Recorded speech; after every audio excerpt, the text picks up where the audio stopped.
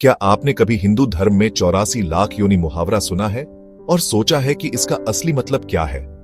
चलो इस दिलचस्प कॉन्सेप्ट में थोड़ा और डीप में जाते हैं और देखते हैं कि यह स्पिरिचुअल थॉट में इतना अहम क्यों है। हिंदू स्क्रिप्चर्स में योनि शब्द सिर्फ फिजिकल बर्थ के बारे में नहीं है। यह जीवन के कई रूपों के लिए एक सिंबॉलिक टर्म है जो एक सोल ले सकता है। जब लोग 8.4 मिलियन या 84 लाख योनियों की बात करते हैं तो वे इस प्लैनेट पर लिविंग बीइंग्स की विशाल डाइवर्सिटी और उनके थ्रू सोल की जर्नी के बारे में बात कर रहे होते हैं।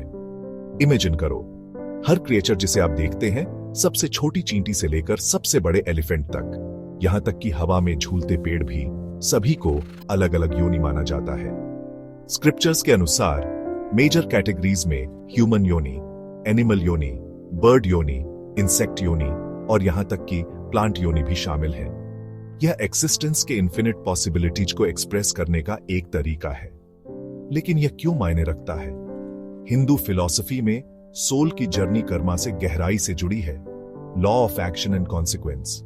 हर बर्थ, हर फॉर्म सोल द्वारा अपनी पिछली लाइफ्स में जमा किए गए कर्मा से तय होता है। तो अच्छे actions higher forms own of birth को लीड कर सकते हैं, जैसे ह्यूमन के रूप में जन्म लेना, जबकि नेगेटिव एक्शंस का मतलब लोअर फॉर्म में जन्म लेना हो सकता है। अब यहां कुछ इंपॉर्टेंट है। 8.4 मिलियन नंबर को लिटरली नहीं लिया जाना चाहिए।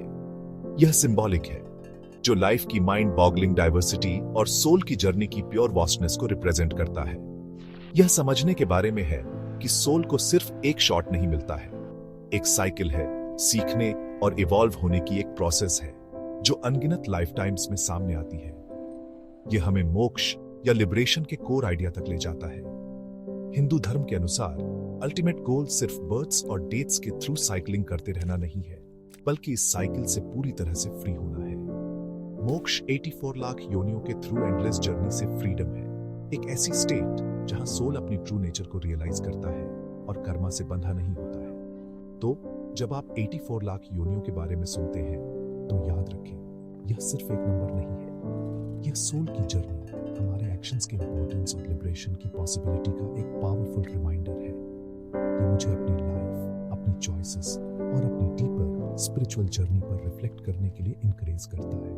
अगर यह कॉन्सेप्ट आपकी क्यूरियोसिटी को स्पार्क करता है तो हिंदू फिलॉसफी की दुनिया में एक्सप्लोर करने के लिए बहुत कुछ है। चाहे आप अपनी जर्नी अभी स्टार्ट कर रहे हो या डीपर अंडरस्टैंडिंग चाहते हो, यह नॉलेज आपके स्पिरिचुअल पार्ट को पर्पस और पर्सपेक्टिव का सेंस दे सकता है। ट्यूनिंग इन करने के लिए थैंक्स। अगर आप इस तरह के स्पिरिचुअल कंसेप्ट्स में और डीप में जाना चाहते हैं तो कमेंट्स में मुझे बताएं कि आप आगे क्या एक्सप्लोर करना चाहेंगे।